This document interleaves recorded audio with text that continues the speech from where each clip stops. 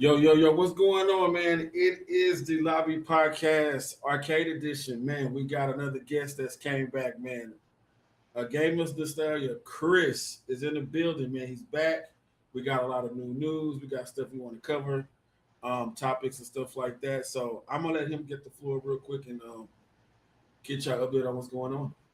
All right, listen, hey man, A-Rod, I appreciate you inviting me back, man. It was a dope time last time, so I'm just happy to be back, man. And you know me, I'm always working and grinding in the game and esports space, so just excited to be here, man. Appreciate it.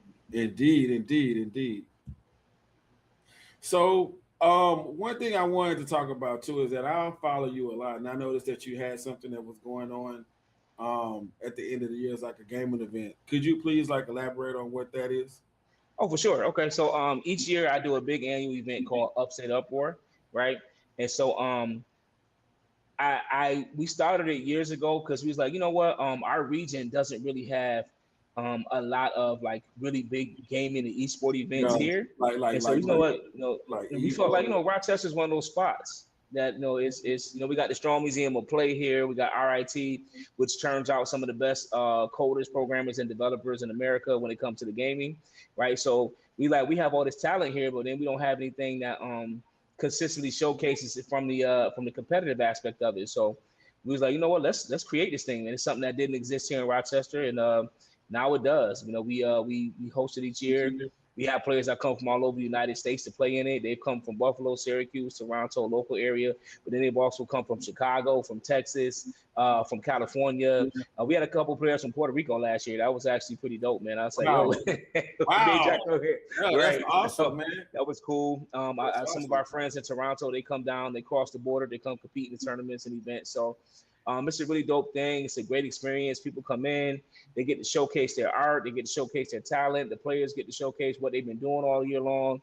And it's something that our local scene looks forward to each year because it gets to show them the process and they get to see if they've gotten better or worse. They get to see how they do it against different matchups. They get to get experience against some matchups that maybe we don't have here locally. You know, if Yeah, I'm playing Smash and I'm a Mario player and I need, Kirby experience, but we don't have any good Kirby players in this region. It always helps a lot that when a Kirby player come down from Toronto or comes from Chicago or whatever, that you can get a lot of sets in with them. So the next time you run into it, you're ready for the matchup. So right. our regional serves a whole bunch of purposes, including showcasing some of the artists that we have here as well. People create the art here is crazy. I can't explain to you how dope these people are. Yeah. And sometimes they just don't have a platform big enough to really showcase and show people like, yo, I'm really nice at what Well, I we do. need to get them on here then. Listen, I will connect you immediately after the show. I promise you. So, but it was just something to do that I think that was necessary for the region, not just for Rochester, but for this area. So our players in Buffalo, our players in Syracuse and the surrounding Binghamton and all the surrounding areas, they felt like they got something big to look forward to every year. So I we like do it the every year. I like the fact that what you just said too is that a lot of times we talk about gaming expos, we just talk about gamers, but there's more than just gamers than the ones that just play. There's the ones Hmm. that create them, and I don't feel like they get the credit that they deserve. Which Facts, which is kind facts. of going to play into another topic later on, what I'm going to talk about. But Yeah, a lot of times we talk gaming, we only talk about the gamer that plays. We don't talk about the ones that put in the work to create the games. You know what I'm saying? absolutely. Those people deserve credit as well. So at these events, what are some of the games that you're looking forward to putting um, into this event? Is it going to be more current games? Is it going to be classic games? What's the menu going to look like? So we try to have a good mix of everything because we understand that an event like this is supposed to service and be appealing to as many people as possible. So no, we'll have the latest games, we'll have the Mortal Kombat ones, the Tekken 8s, and Street Fighter 6 and stuff like that, Guilty Gear Strive. But then we like to have old school stuff too. We'll go back and play like the original Mortal Kombat 1, 2, 3. We'll have those on there going on. We'll have the old Soul Calibur there. Yeah. We'll have old games that we run tournaments for, and then we just have an open section where you can just come in and play the old, Guilty Gear, Plus R stuff like that. So we try to mix it up, man. So everybody feel like it's okay for them to be there and enjoy themselves. And another thing, just in the gaming field so far this year, like there's so much competitive games that came out this year. Jesus Christ. Because I just got through playing Marvel. Was it Marvel Tokon or whatever? Yeah, man, so good. And, and I'm getting cooked, but I keep playing. Then we got Invincible. Yeah. That game. And then you just got all these other games that are just coming out that are so competitive. I think it's a good time to have Avatar. Yep. There's so many different games and then you got Forza. You got all these games that can be games that could be an event like that. Absolutely. I think so. Just currently, but then you can't forget about the old ones. Like I said, I feel like every place should have Mario Kart. I agree. Every place should have Mario Kart. Every place. Mario Kart, and if you get real good, gotta have at least NBA Jam if you can have it there. If you can.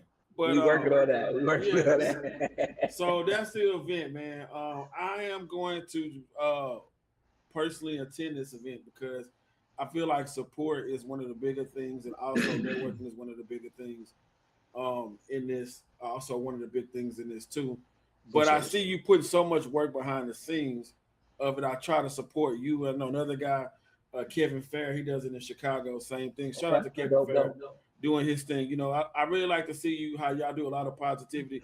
And shout out to Kevin Fair. He actually had the mayor of Chicago at one of his events. Okay.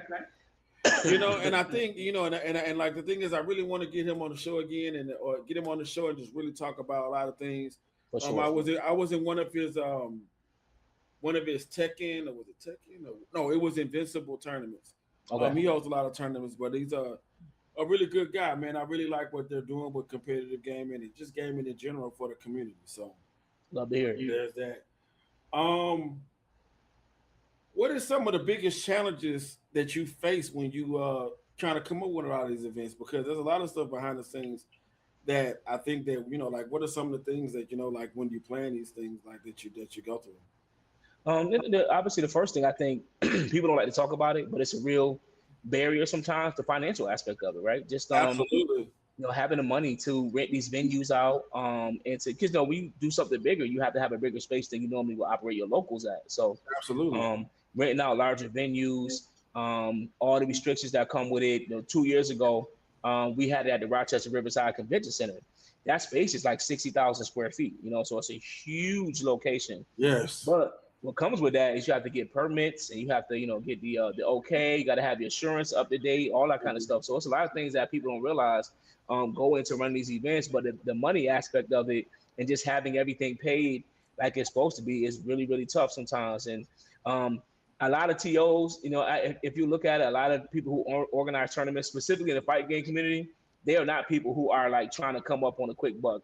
Every now and then you'll find a sneaky one here and there trying to, snake oil salesman their way into getting some money, but most people, they're not trying to hit you over the head. So you'll see prices that like when they do go up, it's because listen, this venue wants $20,000, and we gotta right, and that's just for the space. That's not including all the other stuff, parking and everything that you gotta sometimes cover when you want people to come in here. And then what I do is I have different people come in and they do like commentary for us, and they run the stream and all that. I saw that.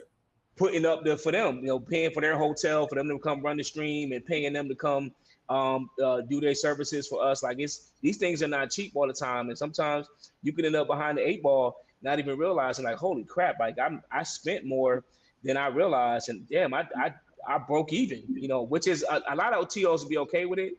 But if this is your full-time gig, then obviously you're trying to make a couple dollars while you do this stuff too. So absolutely, the financial thing is the first thing that really knocks people upside the head. And that's why you'll see some one-offs. You'll see some events that it looked like it did well, it did okay, but then behind the scenes, like you said, it was a nightmare financially and logistically. And that was like, hell no, I'm not doing that again. So that's why you'll see sometimes an event pop up. It looked like it did dope, and then it's just gone. And somebody like, yo, what happened to that event they used to do in Michigan? Well, he can't afford to do it no more. So. Yep. That's the thing, that's one of them. That's the one thing that I always say, and I get slack about this on the internet when it comes to gaming. It's like gamers try to be cheap, but when you become cheap, the less you get. You know what I'm saying? Because it's just any service done. Prices don't go down because demand goes up. You know what I'm saying? Like if you demand so much stuff, you got to expect the price to go up. It's not going to stay the same. It doesn't. And I give credit for TOs because they try as hard as they can to keep those prices low. But again, when them venues telling you like, look, you got to think too. Some venues, they require you to give an estimate. And just to give you all a little free game, some venues require y'all to give an estimate of what they think, how many people are going to be there, and then they also base some of the extra charges off of that. So if you say I'm expecting 700 people, they have a base pay to rent it, but then they have another pay, a charge on top of that. It's like, okay, you expect 700 people, so we're going to have to make sure we have the cleaning crew, to accommodate about 700 people. So these extra charges, they add up, man. Before you know it, you be like, damn, how did I get? We ain't even got to the snacks and the food yet. Well, you know what I'm saying? We ain't got to the equipment, none of that kind of stuff. None of that yet. We're just talking just the base stuff. Okay, so just to have a spot. So if there's some things, I'm gonna break it down. Give me 3 things that you want to do better than what you did at the last event last year. Because how many years have you done this again? 5. This is number 5 this year. Okay, so what are we gonna do different, or what have you learned to do different in number 5 than what you did in number 4? So the first thing is I've learned to not do things with my ego, right? Or with the hope of it might be this, like just to be in reality in the moment. Because just because you're there now doesn't mean you're going to be there later, right? So I've learned like it's okay to start somewhere. You don't have to start big and grandiose. You can start where you are and build from there. And I kind of did that backwards. After the second year, and we were in year number 3, we moved to the Riverside Convention Center. And while it was a great venue and all that, we didn't have the numbers yet. We only that the Riverside Convention Center, realistically, that's like 1,000 plus people. If in when you start to think about where you need to be in that range, we had about 450, 500 people. So we were about halfway there to where we should have been. And because of that, the event still was great, but it was just it was big, but it felt empty. You know what I'm saying? So just making sure that I pick a proper venue, which I picked this year. We're going to be doing it here at the school that I work at, Vertus High School. They got the facilities to do a lot of stuff here. And so they're allowing me to use the entire building to make sure that this event runs well. So the first thing is just being humble about my space and where I'm at and doing that. The second thing is what we found out is the players had a great time, their families did not, right? So the player would come in and have a fantastic time, but then the family wouldn't have a good time. Because they don't really into that. And nothing to do. And it's like, what? Okay, you having a blast, but I don't enjoy this combo in Guilty Gear. What are you doing right now? Who's this character that got a dead person grabbing on? Like, there was like, what am I watching, right? And so what we found out is with families, they want stuff to do. So this year, that's why we added face painting. That's why we added henna. That's why we added karaoke. That's why we added bounce houses again. That's why we got Ground Zero coming back as an entertainment. They're going to do wrestling both days this year. That's why we added all that stuff, because we know that it's got to be a great time for families. We got barbers coming, giving out free haircuts during the event. So it's going to be a dope thing happening. And I think realizing that the family matters. And if you're going to have an event like this, it should feel like everybody should be there. So that's the second thing, making sure everybody wants to be there. And the third thing is just making production tighter, cleaner, making sure it looks good. So when we break up our content throughout the year, it's content that people can easily jump in, follow. It looks like the stuff that they want to be a part of. I think over the years we've given, and again, I'm all about giving people chances because I think it's important for people to get an opportunity to get on. But sometimes when you want a certain level of quality, you gotta go get it. You gotta pay for it, and you gotta be willing to do what it takes to get that quality of that you're looking for. So just being honest with myself and my team this year about it, like, hey man, the streams have been okay, but in order to jump the next level, we got to make sure, like with Kick Punch Block, bring people like that back. KPB is really good at what they do. Great commentary. They do really good with their streaming services. Their turnaround time for their videos is pretty quick. So just making sure we keep quality like that involved. So those are the 3 big things that we're going to do different this year. Yeah, that's dope. That's dope. That's really dope. That's a big thing. And most people don't really think about that. Because most people come as families and stuff like these events, and they don't play video games. So like just watching them, they lose interest real quick, and that's something people don't really think about. That's actually really clever. Yeah, and what happens is now you have, as a player, you have pressure to hurry up and get out of there because mom, Right, and you dad, can't really play whatever. your game like you want You to know what play. I'm saying? And it actually distracts from the you being able to lock in and actually place. You know, we pay pretty decent for these tournaments, so because some of these families probably think their kid just gonna play and then right, lose real quick. But if they do right, good, there's a lot of pressure on them. Oh, this kid's good. We're gonna be here all right, day. Oh right. God, Oh Lord, man, why I we gonna gotta be all stay day, here? man. Man, the Right, little kids want juicy juice and all that stuff. Yeah, I already Jesus. know. And so Kid that's don't why want we added this stuff, man, because it's just like, yo, it got to be good for everybody because now it creates an environment and an ecosystem everybody wants to be a part of, and it also is something that everybody can look forward to, not just the people who are playing. right, And even absolutely. though that's nice to have, right? But it's even better to have like you could come in and play as a player, but then you don't got to stress out. Okay, I got to entertain my daughter in between Right, sets every, you know what I'm saying, or entertain my son in between sets and right, figure out what I'm gonna do with him, and then try to lock back in on stage. So right.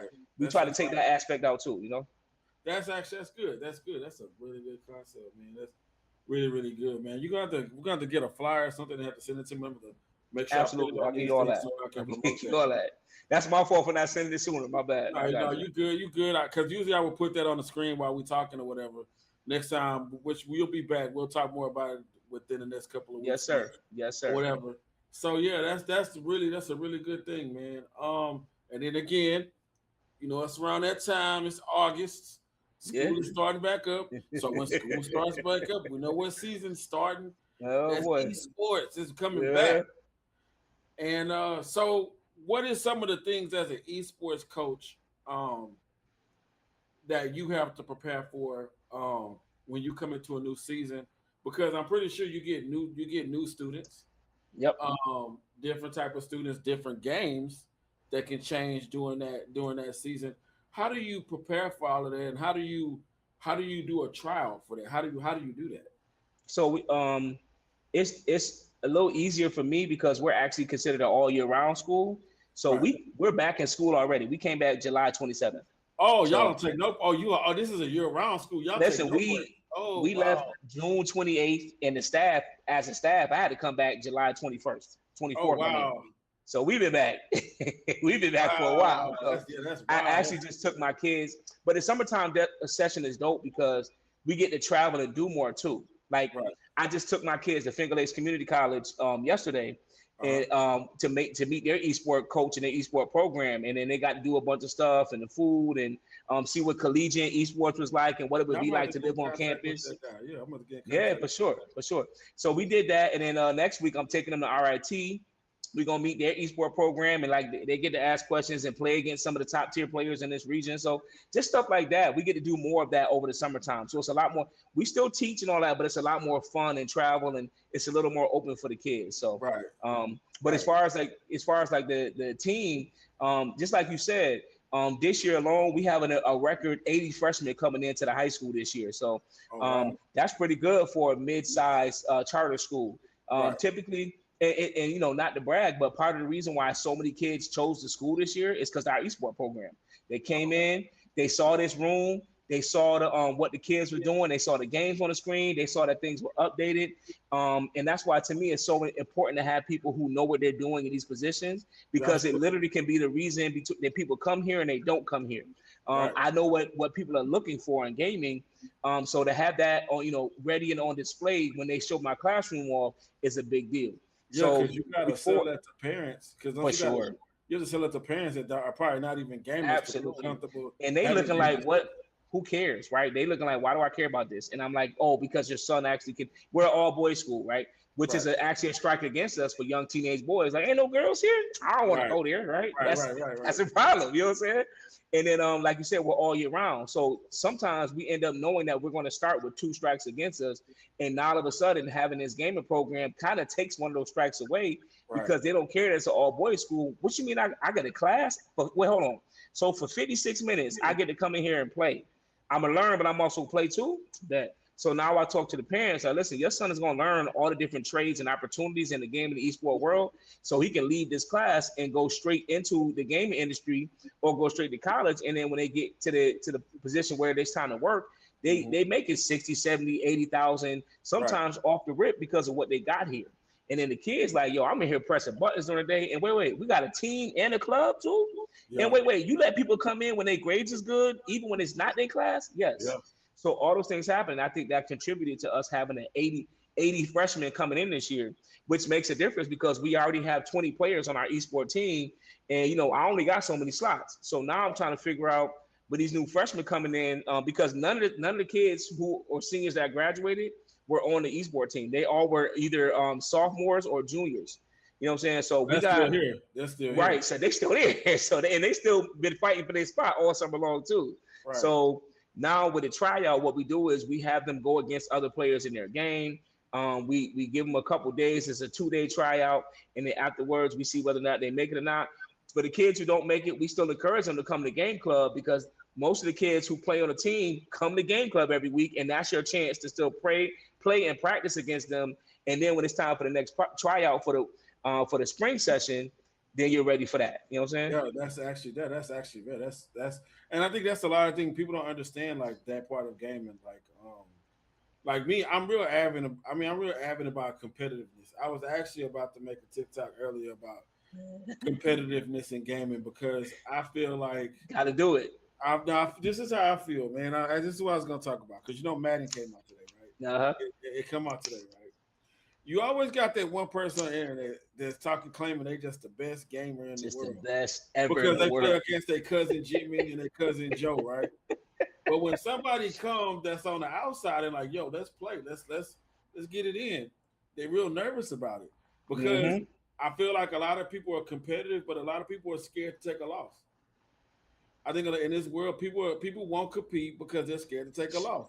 They take easy work. But the one thing that you never understand is that your skill will never get better until you play people that's on your level or above. Facts. In order to you get better if you lose. You don't really get better if you keep winning. Yep.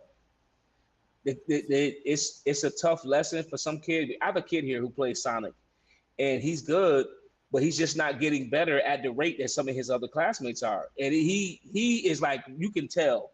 If he didn't have the respect that he has for me, he probably would have crashed out like threw the control out of the TV already, right? Right. And so, you know, but because he wants to stick around and I make it clear to every student in here, you break something, you gone, baby. I can't have you in here. It's gonna be a problem. So you could tell he want to crash out because like I know I'm better than him, Mr. Williams. I know I'm better than him, and I'm like, you losing because your habits haven't changed. Right. And the guy you're playing against sees what you're doing and knows what you're going to do, and as soon as you do it, he punishes you for it. Right. So, and that's why I say the only reason why you're not paying, I say you're so stuck on the loss that you're not seeing how you're losing. That's why you keep losing. Right. It was a tough lesson for him to accept. Like, man, what you mean? Like, he's like, you know, I think he thought I was just trying to be super coach guy at the moment, but I'm like, no, you're losing and you're mad about the loss. You didn't figure out, oh, every time I do that, he just up smash me. And that's how I die. Right. And you know, and that's the thing. Yeah, you know, I just because you know, Madden come out and see this every year, man. I'm just like person. If I see you in my timeline talking about how good you are, and I don't even know you, let's run it. I'm gonna get in there. Hey man, let's run it. Let's get it. And you might beat me, and you might beat me, but I'm good looking for it. I'm looking for it, and I feel like a lot of times people are not like that. People are just want to be the winner on the internet, and they're scared to take a loss. Yeah. Well, you know what the biggest issue with that is, and it's something I actually preach against with my students. It's a toxic culture. So when you lose, it's on the internet for everybody to see. You're a part of a clip, and some people don't understand. Like it's just part. Like this is not something that's unique to you. I'm on some compilations getting aired out with 40 hit combos. You know what I'm saying? It's part of the game. It's part of how you develop and get better. But I tell people like losing is not the problem. If you stay down and you stay and like you don't try to get better from that, that's what makes you a loser. Taking L's is not what makes you a loser. Your mentality is literally the difference between you getting better and then starting to give out belt and being butt and always trying to take belt. I have a stream that I made. I'm streamed something like about a week ago, and I was playing NCAA college football 27. Okay. And I had a stream where the guy was like, he started scoring and then he got cut his microphone on, and he started crashing out. And he's like, man, why would you do that? And I'm like, bro, just relax, man, stay cool. Right, you're not gonna scream, stay cool. And he had me by like 3 touchdowns, and I came back and beat him. Mm. But at the end of the day, it's like like the thing is that you gotta stay cool and you gotta understand what it's like. I'm so used, and the thing is on NCAA, and I'll say it, I got 2 national championships online. I do. No, good I stuff, got man. 2 natties, Okay, but okay. at the same time, the way I got those natties is not from the energy of winning, of being prepared, of going through losses, learning Okay. how to adjust. And I think that's just being a gamer for so long in anything. Some games I start off like NCAA, I kill. I'm Yep. on Marvel Tokon, I'm 0-5. Hey. But the thing is that I want to play right now because I want Yeah. to keep playing. Because then that's the thing, like NCAA, I'd rather play Marvel Tokon because I'm losing more than I'm Yep. winning. You know what I'm saying? I like play Yep. games I'm losing at more than the ones I win. So enough about that. But the competitive market is big. But I just It's feel like huge. we got this event coming, man, and I'm really excited about it. I saw it, I was really excited about it. I was like, man, we got to get him back on the show. And then I just saw you saying that you was trying to be more active about this stuff, and I was like, man, you know what? We got to get him in Yeah. here Yeah, for sure. because I'm always watching. I I watch appreciate everything, it. man. And Appreciate there's a it. lot of other topics that I want to talk about on here, but I'm gonna try to eventually like get Okay. into it because like Okay. one of the biggest things I want to talk about with people is just the other parts about gaming that people don't talk about, like like how does gaming and relationships mesh? Does Ooh. gaming hours a week? Like how do you dictate that? What's a good amount of gaming hours a week, and what are some of the factors that dictate that? But eventually, that's going to be something Yeah. with a bigger crowd. But these are topics. That's what I talked to my class about. So that's you right on schedule, man. I mean, these are the things that we talk about. Gaming isn't always just about gaming. Sometimes you got to talk about things outside of gaming that Yes, sir. help affects that too. So. Yes, sir. We talk about that all the time because even with kids here, like they have girlfriends, they have boyfriends, they have relationships, they have friendships that end, and you can tell sometimes when the kid, you can just see when a kid is off, the way he Yeah, walks in, the energy, stuff like that. And yeah, so when those things happen, like you said, that really can throw you off. At one point in time, when I was dealing with relationship issues, I'm grateful to be in a great relationship now, but it wasn't always like that. Like when I was in old relationships, and I would be so locked in about whatever went wrong in that relationship that I wouldn't be focused on some of the stuff that was right in front of me. So, right. um, Mhm. I know personally what it's like to not be on your I A do game too. because you worried about a argument that just happened or you trying to figure out where I went wrong and what I did. So, Yeah. to be in a healthy relationship now and with a woman who understands what my passion is and what my vision is, but I also had to do this, and this is something I think people have to do more of. I was very upfront with my girl about that. I said, listen. I am a gamer. Not only am Yeah, I a yeah, gamer, yeah. I talk it, I live it. I can talk this shit all day, every day. So I'm telling you now, obviously I can touch on a lot of subjects. I talk sports, I talk relationships, religion, whatever, politics, all Right. that. I am lucky enough to be versed in a lot of decently versed in a lot of stuff. But video games is like she's like I can tell when you talk video games, your eyes light up. And people say that about all. I'm not, so I Man, know it's true. what? Man, hey, same here. but Same I here. let her know from jump. Like this is what I do. And I said, listen, be honest with you. I love you a lot. I said, but if I ever feel like it's like what I do is a burden to you, I think we should just split. And I was very honest with that. I said, because this is not gonna change. Me loving video games, me loving this Right, energy that's going right, on. right. It's not going nowhere. It's not going It's my nowhere. thing. It's Right. the thing I literally find. I find joy in it. I find my passion is in it. And then on top of that, like my purpose is in this with everything that I got going on with this school here and stuff like that. And I'm actually pouring into people's lives and helping create the positive communities that I've been wanting to have for years. Right. So You now feed. instead of adults at 22 trying to change them to stop being so toxic, I'm catching them at 14 years old. Like, hey man, that's corny. We don't do that around here. Right. And it's an environment already set. So when they come in trying to be toxic, they feel out of place. Like, damn, y'all not like that around here. Yeah. So that's my thing. So I think in relationships you have to be upfront about your level of gaming and how much you really love it, and how much you play it. But at the same token, be willing to adjust here and there. Being willing. Yes. All right, As I've been anything, rocking for yeah, long. Let adjusting. me right. Too much of anything is always going to be the downfall. So just Right. knowing how to balance it out and still give people the time that they desire, so that they know that you still care and it means something to them, and you mean something to them too. So just life stuff, man. You hit the nail on the head, man. Life stuff. Yeah, life stuff. So yeah. So speaking of life stuff, right? We gonna we're gonna jump into this topic that everybody, the Okay, elephant in the room, most gamers, kind of are iffy about talking about, but we got to talk about it. let's do it. And so Sony, first of all, Grand Theft Auto game, all it just under so much. It's under the microscope for years, and now it's really under the microscope because it's close. Yes. They dropped some interesting news a couple months ago saying that the physical copy was going to have a digital code in it to download the game. So letting you know, without saying it, there will be no such thing as a physical copy. Physical game, right? No physical copy. Um, and everybody went into an uproar about this, and it's still Right. in a constant uproar about it now. Right. People Right. making stands and people protest. It's a whole thing. Sure. So you, as being a veteran gamer, Yeah. I'm gonna say 20 plus years like me because For sure. age on it. For sure. We're gonna start low, 20 plus years. It's 30 over here, man. Yeah, I know, no, it's 30 over here too, but I want everybody to know my age, you know what I'm saying? I got you. No, but how do you feel about that decision? How do you feel about it? Does it make you feel any type of way? How does it make you feel? I don't like it. And I don't like it for the fact that I think what gamers are forgetting is that the more options you take away, the more they can force you into a box, into a corner they want you to be in. I go back to even the Atari days. Like, think about it. When video games, when companies really had to be creative and be next gen and stuff like that, is when you had Atari, Sega, Nintendo, Panasonic, 3DO. All these companies were going at it because they understood we can't be the last man out. We can't be the person. And what it caused every company to try to give you the best they could at the most affordable price they could. Right. And that's the part that I think gamers are missing out on. And I think, unfortunately, part of our generation and the newer generation has been conditioned to not even think about that and to slowly accept their options being picked away from them as time goes on. Right? You know what? Give me that physical disc. You don't need that no more. Give me that code. You don't need that no more. Here, take some transactions. You can have those instead.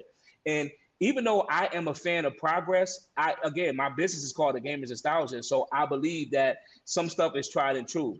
And I hate that we always end up with listen, as much as I love Sony and Xbox and Nintendo and all that kind of stuff, I think just having a few options is never good for the consumer, because what happens is it doesn't force the companies to keep the consumer in mind, not stakeholders, the consumer, right?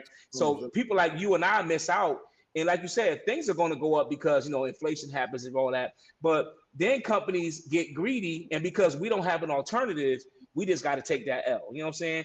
That's the part that I don't like. And so even though physical disc is not something that I do often, I also don't like the fact that, because think about it, all my Sega collection, my Nintendo collection, N64, all the games that I have right now, I can play them whenever I want. When they had the power outage for Sony, and for Xbox was out for a minute, it didn't matter because I had all my other stuff to play. You know what I'm saying? Not just other consoles. I have physical copies. I can pop that disc in. I'm good money.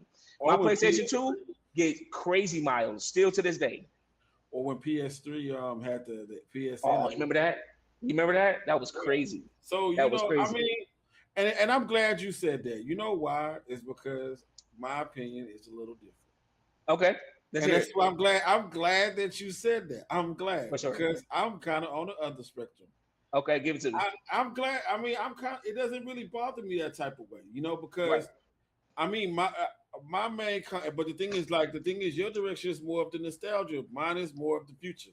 The thing is, I've kind of transcended from console mainly to PC in the last 7 to 8 years.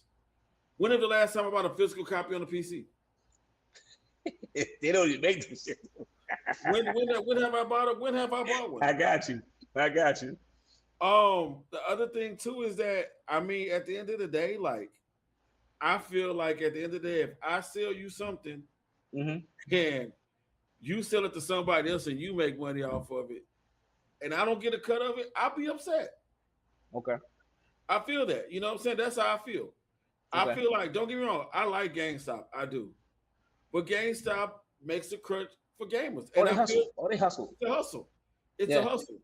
The thing is, I feel like another thing too is that another reason I feel like it's kind of like that too is because the support of games. Like the thing Yeah. is, a lot of times with the way if you want games to be cheap, a lot of times a lot of these gamers, I mean the companies, which I got a guy that's made a video game that's gonna be on here next week, and Oh, dope. Okay. we're gonna talk I'm about definitely gonna tune in from the gamer from the maker perspective, for sure. developer. But a lot of them make money off the expansions and Yes. the skins and transactions and stuff. Yes. If we're not buying the transactions, they got to make their money somewhere. Yeah. You just can't make the level of games now with the same amount that you were paying for like Super Mario Brothers 3. The graphics is a lot more work. The one thing that I don't like is what you said. I do agree. I do agree with options, and I do feel for the collectors.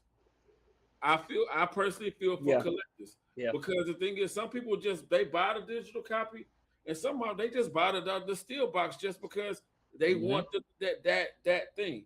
Now that is being taken away. I think that is a bad. I don't agree with that. But at the end of the day, this outrage that I see on the internet, I think a lot of it's fake. Because half of the people that's complaining buy digital anyway. Yeah. I mean, I see what you're saying. I get it. I get it to a degree. Again, my main thing is just because I watch it happening everywhere, right? Yeah. You get boxed in, and then it's like, well, shit, y'all let us do this anyway. You should have said something 2 years ago. Right. So I think that what's happening is people are saying something, and even with the boycott and all that, I think people are like, hold on now, this is y'all wilding. Wait a minute. This is taking away, like you said, from because I think about how many we have it here with Retro Game Con every year. It's a giant convention in Syracuse. And listen, they literally shut down the On Center. They had to remove all the people because the fire marshal came in and was like, yo, it's too many of y'all. And the On Center is supposed to house thousands of people in there. Yeah. And it was so many in there that they had to tell everybody to get out and then count one by one thousands of people to come back. Yo, it was crazy. I was like, Pat, how did you build this like this? But a lot of that is based on old school stuff. Like they had the Angry Video Game Nerd in there. They had Pat the NES Punk in there. They had the entire cast from Baldur's Gate 3 in there. It was fire, man. So they do that, but that convention is based in nostalgia. So when you take those things away, you also take away a whole nother wave of it for people to collect, like you said, to collect. And then, okay, now 20 years from now we're talking about these physical discs that we love and we play, and it's a whole nother generation. So again, from a collector standpoint, I think you're spot on. And also, again, I think options are important because monopolies are illegal, but also monopolies to me are unethical because we the ones that end up getting screwed in the end. Like when Sega and Nintendo was going head to head, it was more than just a dope commercial. They had to make sure the prices lined up during Christmas, during Thanksgiving, the holidays. So now Nintendo could be like, oh, well, we gonna, back in the 90s, man, 200 was a lot of money. You know what I'm saying? That's damn near what we paying now for PlayStation 5, right? Yeah. So back in the 90s, when Sega knew that when Nintendo was killing them for a quick second, Sega was like, all right, bet, we got you. Our system's gonna come out for $149 instead. That's literally what shifted all these parents. Oh, wait, this is $100 less than the Nintendo, and it's faster and look better. Let's go over here. So I think we don't have enough of that right now because Sony and Xbox specifically, they damn near the same company now. The fact that we could play Halo on PlayStation 5 is weird to me. I don't like it. I know it's tough. I don't like it, man. When I play Halo, I'm okay with crossplay, but I don't like that. And then you put they put an Unreal Engine in the new Halo. That's just crazy. Again, but I think having those exclusives and having that reason to be a fanboy for whatever, it's actually good for the consoles and it's good for gaming in period because it's like, all right, I have something you don't. Nintendo, even though I don't like all their practices and I think, damn, they really attack a lot of people. The one thing I got to give them credit for, you can't play Mario legally. You can't play Mario legally anywhere else but Nintendo. Right. You know what Nintendo's still they flagships, Mario, Zelda, Metroid, all that, they do not play about that. But that means you got to get a Nintendo to play this game I'm giving y'all. And I think you need that. Because you have enough of the Fortnites and the Roblox and all that kind of stuff that you can play on anything. And I think that's very, very important when it comes to connectivity of gaming. But it's got to be something that's like, yo, I got something over here that you don't have. right? And that's why I'm loyal to this thing. Exclusivity, yeah. Exclusivity is important, man. But again, it's just, to me, it just comes down to options for gamers, man. We got to make sure we don't allow ourselves to be slowly phased out of options. But let me put this, because I know I'm probably gonna hear about this later on when this video drop. But let me be clear though. Yes, sir. Let's not get it messed up. Even though I play PC and I'm cool with being digital, I was that guy at GameStop. Me too. I was that guy at GameStop in the middle of the night at midnight for releases. With that launch. Nasty nachos waiting for man. You remember that? I was out there for that. Let's not forget that. I was one of those guys. I was another one of those guys. When something got announced at E3, when soon as it went live on GameStop, at GameStop, E3, I reserved it. Yeah. Even though I'm saying this, and I'm mainly a PC player, I've been there and I understand that. For sure. Because that's some stuff that's nostalgia right there, man. Like, man, Madden 05, I was out there till like 12 o'clock and it was raining outside. We was locked in for Madden, boy. I remember that. Standing outside. It was Madden. What was another game? Madden. It was that. What was the other game that it was? So we stayed out for Madden. Halo. Yep. Oh man. Halo Reach. I was out there for Halo Reach. Halo Reach. Yeah, listen, we got Doritos, Mountain Dew. We were just out there camping, bro. I remember that. That's what I'm saying. That was crazy. And that's what I'm saying. And I want people to understand that is the part that even though I feel the way I feel, that is the people that I feel bad for. Is the people that live for those type of moments. You know what I'm saying? A lot of these people, and when I say it's fake outrage, it's a lot of fake outrage, but it's some real outrage.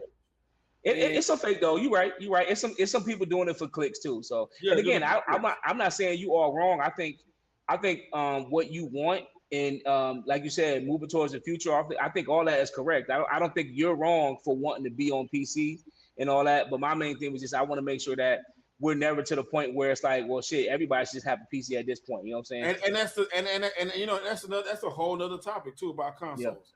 Right now, with the way it is, like $900 for a P Pro is crazy. But I don't know if you saw this or not. I don't know if you heard. How would I do that?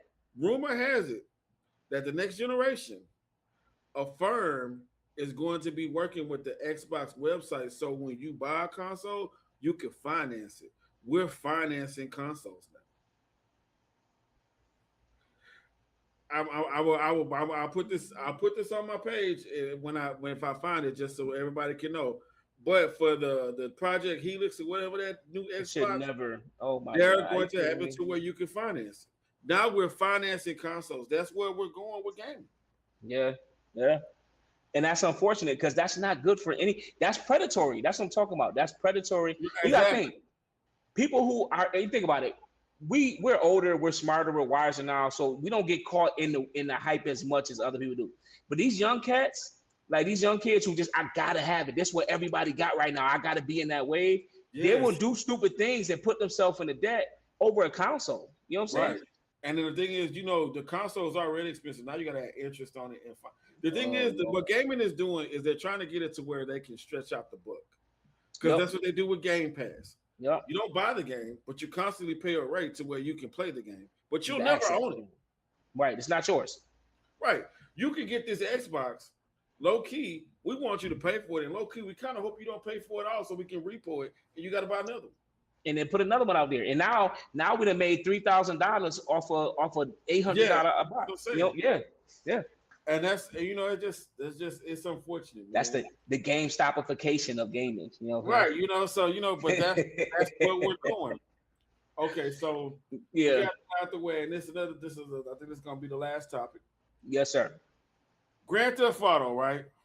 Grand Theft Auto 5 has been through 5 generations. No, 3 generations. No, 3 generations. PlayStation 3, 4, and 5. Yep. How do you gauge your anticipation for Grand Theft Auto 6 after a game is done there? So I'm not. If I'm just being honest, I'm not a heavy GTA guy. The one I played the most was Vice City. I ain't gonna lie. Whatever reason, Vice City was just one I locked in on. Okay. I knew them codes damn near by heart. So I was never heavy on GTA, but I get it. Like, and I get it because my students, a lot of them play GTA 5, and they just like when I showed them the like it was literally the highlight of their day when I showed them the trailer in my class. Each class I showed 6 different classes that trailer. They all lost their minds on it. I'm like, damn, oh y'all really like GTA? This is crazy, you know. Hey, you should show them the first one from the bird's eye view. Yo, you know what? You're right. You're right. I need to do that next. To show them where Grand Theft Auto came from the bird's eye view. And how did they understand that, man? We talking like old. I thought it was Ghostbusters, the original one. When they was going to that's what it was like. Yeah. But yeah, so I'm not big on it, but I do understand the anticipation. I don't like that. Did you see that they like the next trailer is behind? It's at Netflix, and you can only watch on Netflix. I didn't know that. Yep, the next trailer is only going to be on Netflix. The first 6 hours, I think you can only catch it on Netflix. So people don't like that because like if I don't have Netflix, that's a paywall for me. Oh, so I don't like that stuff. I don't like that practice because again, it's putting you in places. You know, what's to stop Kingdom Hearts 4 coming out and then they being like Disney, like, oh, you got to have Disney Plus if you want to see these trailers. Right. You know what I'm saying? And I was gonna bring up this, but I'm gonna save it for the next one. Is you know, now games are starting to try to put ads. Yeah. I know that's a long topic. We can't do that today because that's too much. That's too much. I got to meet with my team at 5:30. We got to wait. Yeah. Right. So yeah, man. But you know, I think but when it comes to gaming and anticipation, yeah. I mean, from a gamer standpoint, like one of the things that I try to do too, and this is something that I do. I talked to some of my gamer buddies about this. I am not a fan of playing every open beta. And I'm going to tell you why. Okay. Because if I really like the game, I am going to play that beta so hard when the game come out, I ain't even really going to like the game no more. Yeah, I done played the beta too much, yep. I done played the beta too much. I got you. So I try not to because I don't like to put too much pressure in. And I'm glad Grand Theft Auto did do no betas. Because when you get it, you just get it because it keeps the excitement there. But I like it. Me too. But the other thing too is that when you have that type of pressure, sometimes you can overhype yourself up. Yeah. I can go through some games. Let me tell you, the No Man's Sky overhype myself for that because Cyberpunk on PlayStation. Overhyped myself for that, and it turned out not to be like that in the beginning. I'm sorry, man. I'm sorry you had to deal with that, man. That was. Well, we all bought that hype, though. We all bought that hype, bro. Recore on Xbox.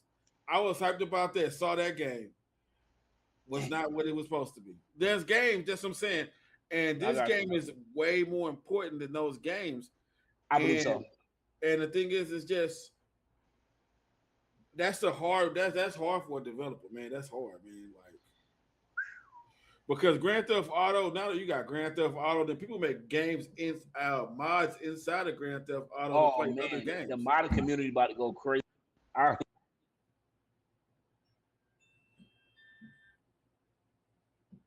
Oh, I think we lost him. I think we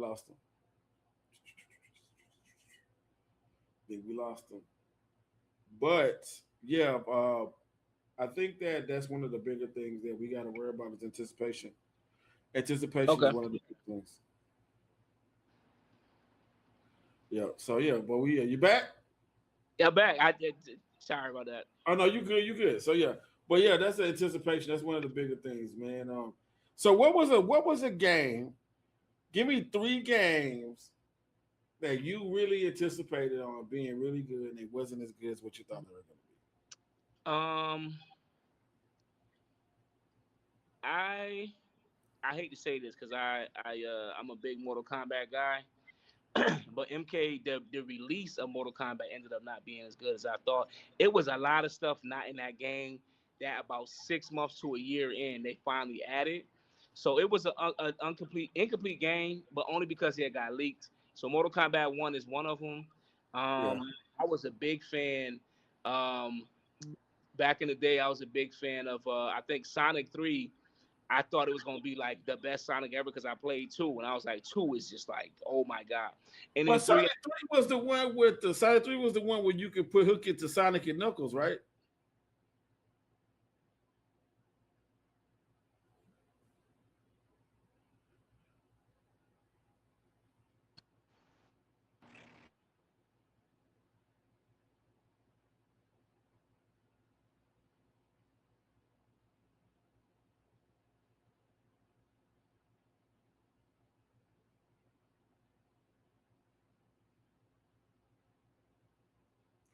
technical difficulties. Please stand by. You text. Should play my standby music. He should be back shortly.